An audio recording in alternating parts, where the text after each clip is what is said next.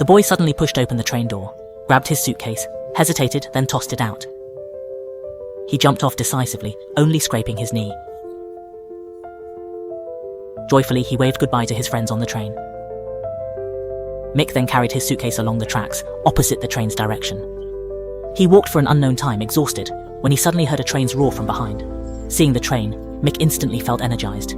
He quickly ran down the tracks, then opened his suitcase, took out food his mother packed, and forcefully removed the ID tag from his neck. As the train neared, he ran alongside it desperately, finally managing to open a door and scramble inside the carriage. He suddenly realized 3 boys his age were there, who, like Mick, had snuck onto the train to go home. This was during World War II in Germany, Nazi Germany.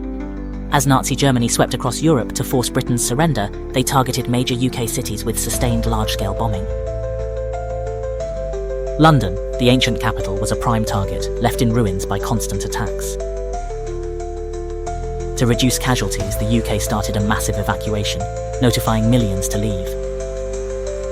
These kids, without parents, were sent to rural shelters, Mick being one of many. Mick, never far from home, refused to leave his mother and grandfather. His mother, though reluctant, knew London was dangerous. After a night's deliberation, she took him to the station against his wishes. But young Mick couldn't understand her intentions.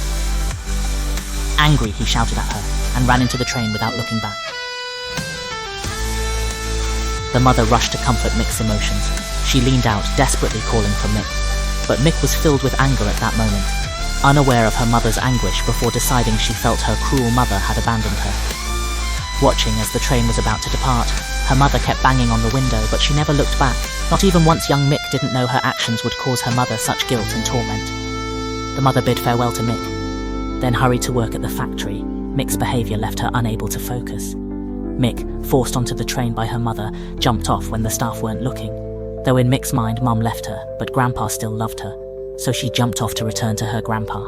As she boarded a train back to London, she met 3 boys also wanting to go home.